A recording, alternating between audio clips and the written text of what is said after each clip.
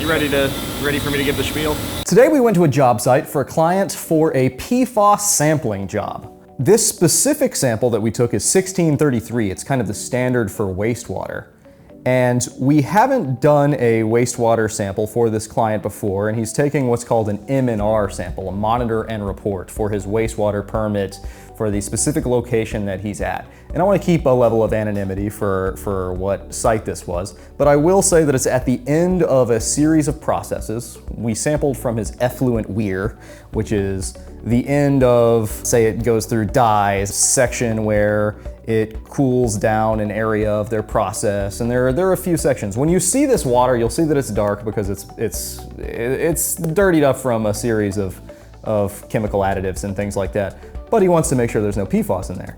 You'll see in this sample that I'm not filling the bottle up entirely because the way the weir is situated, I can't really get the bottle 100% of the way in there, but I'm filling it up maybe 75 to 80%, which should be good enough for PACE or Eurofins or whoever you're sending the sample off to get a reasonable analysis. You'll also see that I'm not wearing any waterproof material. I'm wearing nitrile gloves, and they have to be nitrile gloves specifically. I'm not even wearing a safety vest in this because the safety vest is usually waterproof, or like your for example, we have stormwater jackets, and those stormwater jackets are waterproof, which a lot of the time that's what I wear to a client because they have the safety material on them with the chrome stripes and all that.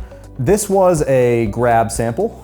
Most wastewater samples for PFAS, actually I think all wastewater samples for PFAS are grab samples and not composite samples. Sometimes for a wastewater sample, what you'll see is someone will set up a composite sampler that will take little bursts of water over a 24-hour period, and that'll deposit that in a jug, and then you want to get a reasonable chunk of what that jug has accumulated over 24 hours and pour that off into a sample and send that off. That is not how you do a PFAS sample. That should always be a grab. When I finished this sample, I put these 3 bottles in their own Ziploc bag. And they should be in their own Ziploc bag, and they should be under ice. We're sending this to PACE in Colombia, so we have to contact them for them to come and grab this. And in a second, we'll also show you how I fill out the chain of custody, which I attach to the cooler that they take the day after.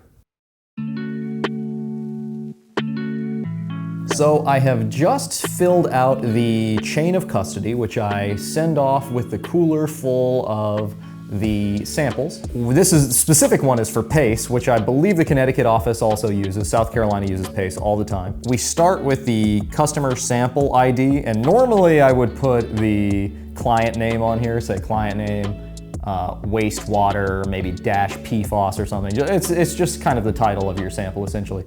I'm calling this wastewater 1 to keep it vague, just for the sake of the video. Matrix here is the kind of water that you're submitting. In this case, I'm putting WW for wastewater. Is it a composite sample, like I talked about before, where you'd get this machine that samples over 24 or however many hours? Or is it a grab sample? I'm putting G for grab.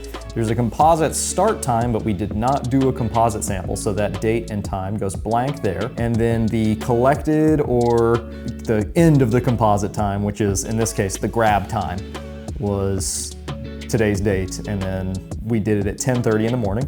We used 3 samples for number of containers, and then here the PACE has already sent this. When they sent us the bottleware, they sent this chain attached, so it already has PFAS 1633 for they know so they know what method to run it under essentially.